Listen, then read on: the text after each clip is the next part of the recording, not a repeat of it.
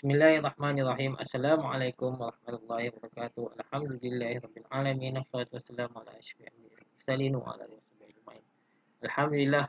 Apa khabar semua murid 3 excellent, 3 JLP? Saya harap semua dalam keadaan baik dan sihat. Okey.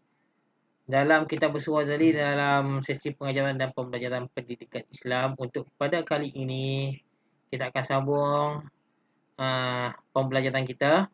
Kali ini kita akan belajar di bawah bidang adab. Okey.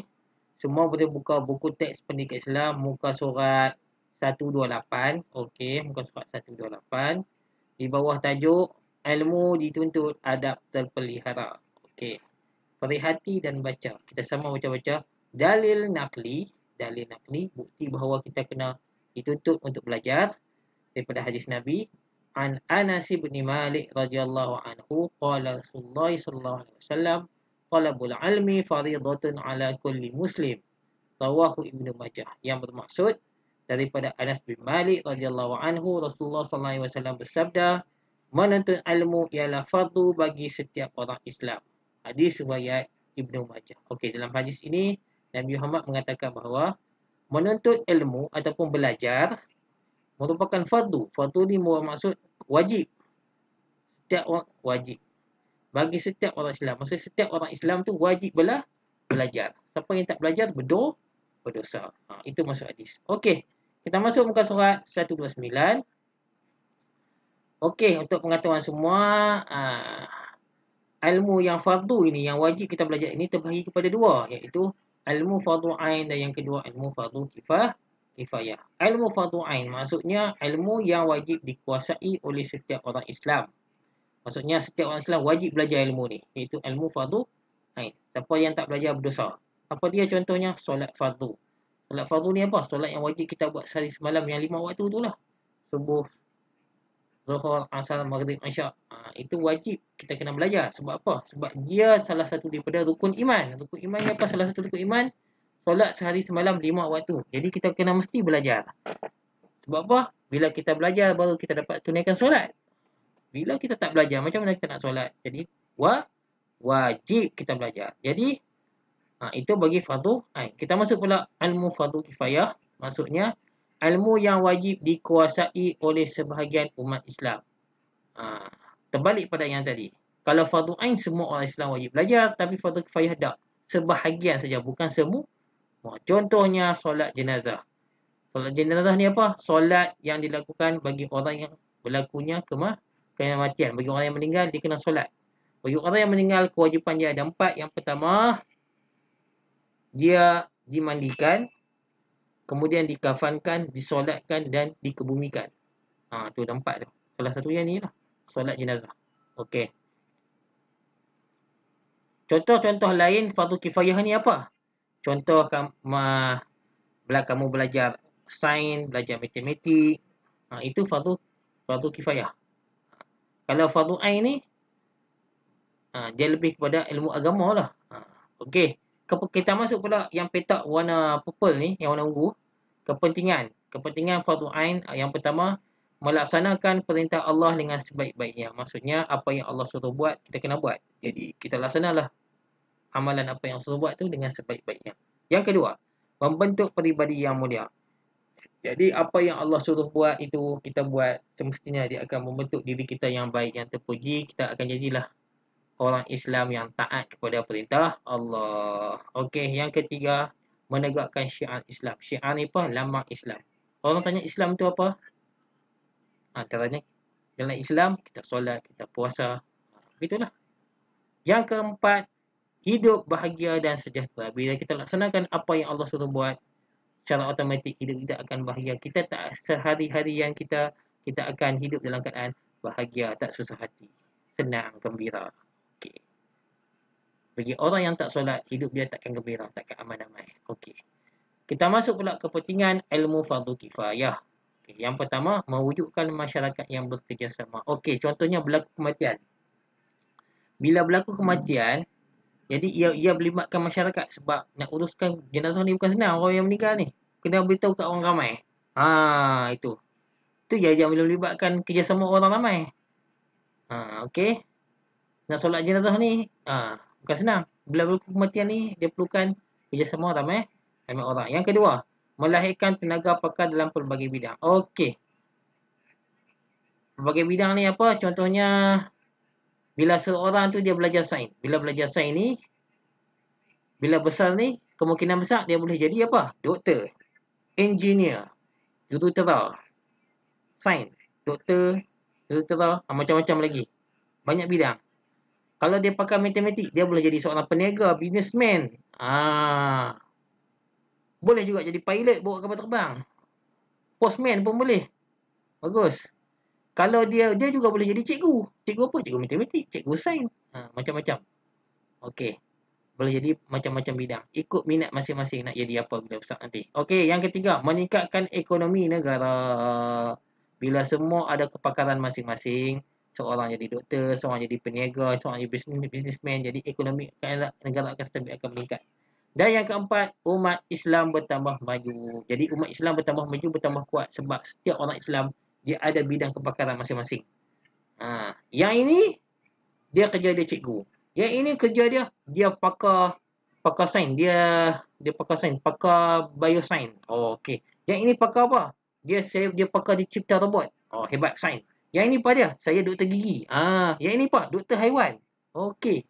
Semua ada kepakaran masing-masing. Semuanya Islam. Beragama Islam. Jadi agama Islam jadi agama yang hebat. Okey. Kita buka pula muka surat 130. Okey. Ini ada temu ramah melibatkan masuk TV ni, tokoh pelajar. Dia ni tokoh pelajar. Masuk dalam TV. Okey, kita baca sama-sama. Berikut saya bacakan, ni wartawan ni. Wartawan yang baca, yang petak pink ni. Berikut saya bacakan biodata ringkas tokoh murid cemerlang tahun ini. Beliau merupakan seorang yang sangat bersopan santun. Orang yang nak cari seorang yang berjaya, pertama sekali, mesti bersopan santun. Okey. Dan menghormati guru. Dan dia juga mesti menghormati guru. Apa yang guru suruh buat, dia mesti kena buat. Okey. Jangan lawan cakap cikgu. Jangan derhaka kepada cikgu. Beliau juga menunjukkan kesungguhan dalam menuntut ilmu. Kesungguhan. Maksudnya, setiap hari belajar kena bersungguh-sungguh. Kena rajin. Ulang kaji pelajaran. Kalau tak ingat pelajaran ataupun tak faham, boleh tanya kepada kawan-kawan yang pandai. Ataupun mak ayah yang di rumah. Okey. Di samping menghindarkan diri daripada melakukan dosa. Dan ingat, jangan kita buat dosa. Okey. Bila kita buat dosa, dia akan mengurangkan pahala dan juga akan menyebabkan ingatan kita akan kurang sikit. Bila kita belajar, kita susah nak ingat pelajaran. Salah satunya sebab kita buat dosa. Kita ingat pelajaran yang kita belajar di sekolah tu, tapi mudah cepat lupa. Sebab apa? Buat dosa. Tengok benda pelik-pelik. Buat benda jahat. Okey. Rahsia kejayaan beliau ialah yang pertama sekali ikhlas. Buat semata-mata kerana Allah. Itu maksud ikhlas. Bukan buat kerana ibu bapa. Okey, yang kedua sentiasa berdoa. Kita kena sentiasa banyak berdoa.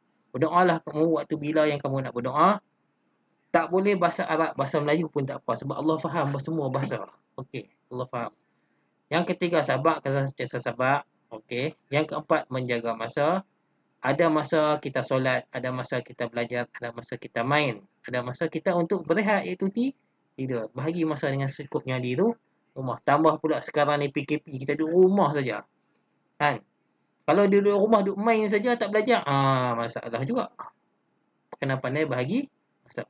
Beliau yang dimasukkan ialah Muhammad Nabil bin Haji Muhammad. Okey, dipersilakan. Dia panggil untuk temu ramah ni.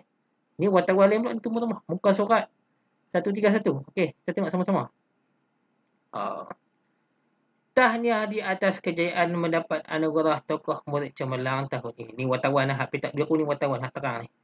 Apakah nasihat anda kepada rakan-rakan lain? Dia jawab, terima kasih. Kita sebagai pelajar mesti mengamalkan adab menuntut ilmu. Kita ada adab di dalam menuntut ilmu. Okey, nombor 3. Apakah kepentingan mengamalkan adab menuntut ilmu? Okey, dia jawab apa?